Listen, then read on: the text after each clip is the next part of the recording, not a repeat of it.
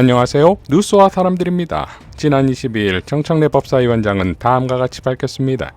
언젠가 문영배님과 막걸리 한잔하고 싶다. 문영배 전 헌재소장 대행의 이야기입니다. 슬로우 뉴스에서 연재되고 있는데 그중 제 눈길을 끄는 내용이 있어서 여러분들과 공유하고자 합니다. 김현주 칼럼, 경남도민일보에서 오랫동안 기자로 일한 필자가 부산과 창원에서 오랫동안 판사 생활한 문영배 이야기를 여러분과 나눕니다. 민주화 운동에 대한 부채의식, 그의 부채의식은 여기서 그치지 않고 시대 상황에까지 이어져 있습니다. 판사들이 지금 양심과 법률에 따라 소신껏 재판하고 그래서 훌륭한 판결이 나오고 있다면 그것은 판사가 훌륭하기 때문이 아니라고 했다.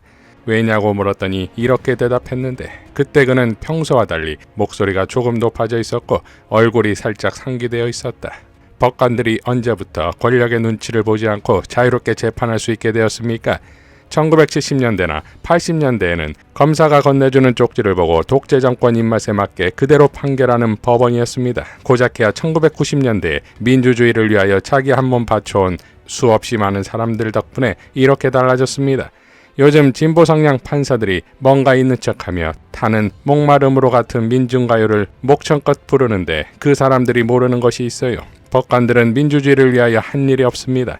대부분 법관들은 동료와 선후배들이 학교와 거리와 일터에서 민주화 운동을 할 때 골방에 틀어박혀 공부만 했습니다. 판사들은 고마워할 줄 알아야 합니다. 더 훌륭한 이야기가 많지만 저는 이 대목에서 감동했습니다.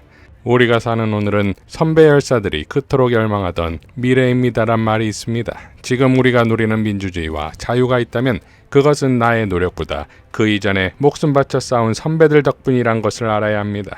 나의 노력으로 국회의원이 되었다고 내가 잘나서 잘 나간다고 으스대는 자들이 있다면 문영배의 저 말을 곱씹어 성찰해야 합니다. 뿌리와 줄기 없이 피는 꽃은 없습니다. 자신이 꽃과 열매의 자리에 있다고 줄기와 뿌리의 공을 잊지 않았는지 뒤돌아봐야 합니다. 법관들은 민주주의를 위하여 한 일이 없습니다. 대법원 법관들은 동료와 선후배들이 학교와 거리와 일터에서 민주화 운동을 할 때 골방에 틀어박혀 공부만 했습니다. 판사들은 고마워할 줄 알아야 합니다. 이 얼마나 진솔하고 용기 있는 고백인가. 문영배님이야말로 이 시대 참 겸손입니다. 언젠가 문영배님과 막걸리 한잔하고 싶다 라고 밝혔습니다. 자, 그리고 오늘 이재명 파기환송 관련 긴급질의 도중 정청래 위원장은 다음과 같이 발언합니다. 예전에 독재 시절에 간첩 조작 사건이 있었습니다. 재심을 통해서 다 무죄로 밝혀졌습니다.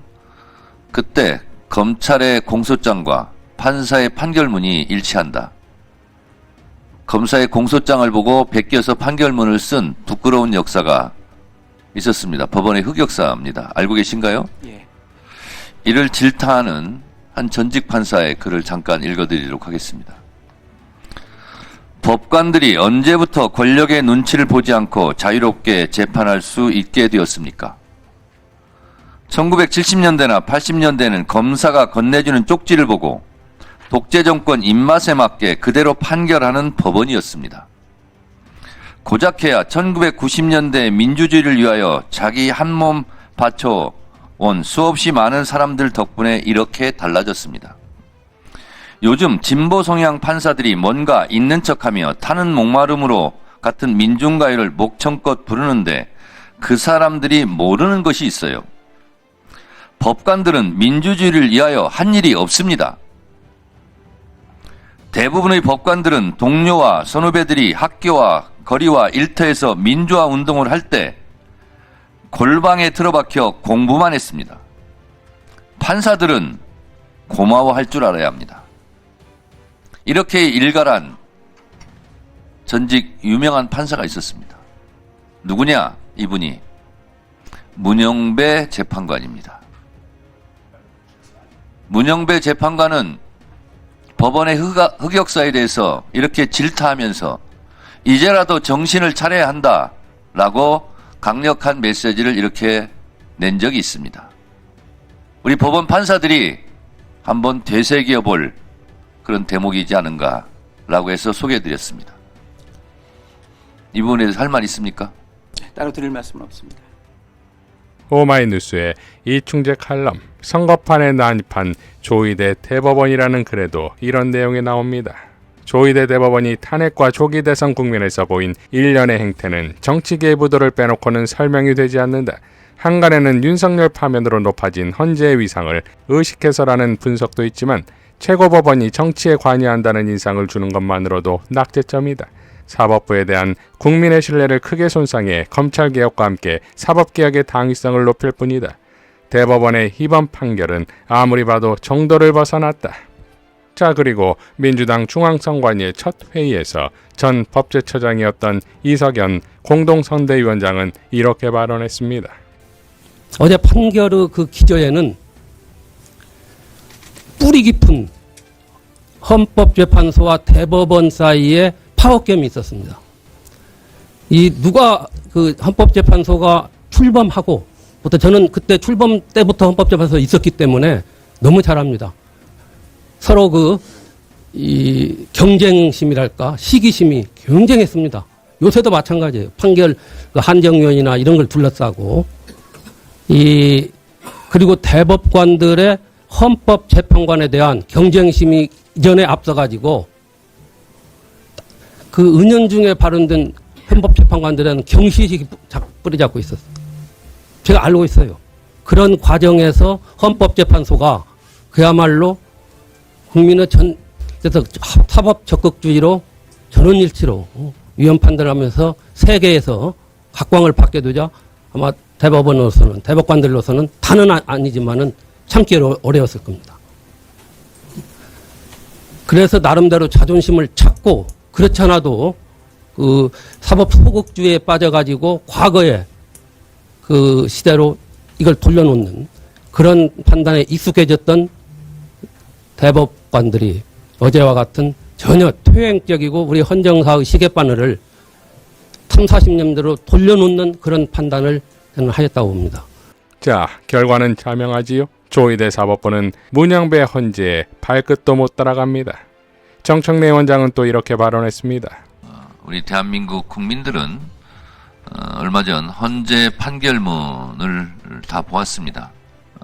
헌재 재판관들이 만장일치가 되기 위해서 심사숙고하고 한자 한자 다듬어 쓴 그 명판결문을 우리 국민들이 기억하고 있습니다. 근데 제가 이것을 다 보지는 못했습니다만 다수 의견과 소수 의견의 주장과 논리가 거꾸로 된 것이 아닌가 그런 생각이 들었고, 또 직위원 판사로 인해서 정말 성실하게 법관으로서 법률과 양심에 따라 재판하고 있는 많은 선량한 법관들의 도매금으로 지금 명예가 실추되고 있는 사실에 종지부 마침표를 찍은 것이 어제 조희대 대법원장이 아니었나 그런 생각이 듭니다. 오늘 법원행정처 차장도 굉장히 시무룩한 얼굴로 앉아 계시고 곤혹스러워하는 표정인데, 헌법재판소의 위상이 올라가고 국민들의 사랑을 받고 있는 이유를 한번 생각해 보십시오. 지금의 헌법재판소의 권위와 위상, 국민들의 사랑에 비해서 우리 대법원이 국민들의 질타를 받고 있고, 이러다가 법원이 지귀연화 되는 거 아니냐 하는 국민들의 조롱도 많습니다. 그것을 스스로 한번 생각해 보시기 바랍니다. 권위가 의자에서 나오겠습니까? 조희대 판결에 대한 이석연 공동선대위원장의 분노로 마무리하겠습니다. 이 어제 대법원 판결은 주로 법률 외적인 얘기입니다. 대법원 판결은 이 정치 영역에서 정치인들의 표현의 자유를 일반인은 그것보다 좁게 해석함으로써 유권자들, 국민들의 자율적 판단에 제한을 가했던 그런 판결로서 정치를 극도로 혐오했던 유신 50 시대로 되돌려놓는, 우리 헌정제의 시각을 되돌려놓는 퇴행적인 판결입니다. 한국 헌정사적으로. 마치 12.3 쿠데타가 성공한 상황에서 어제 판결이 이루어진 것처럼 착각을 저는 하고 했습니다. 어제 판결 선고 내용을 보면서 참으로 서글프고, 참으로 왜 내가 법정이 됐는가. 차라리 그냥 평범하게 시정에서 살면서 논밭이나 갈고 살았으면 좋지 않느냐 이런 생각까지 들었습니다. 이상 뉴스와 사람들이었습니다. 시청해 주셔서 감사드립니다.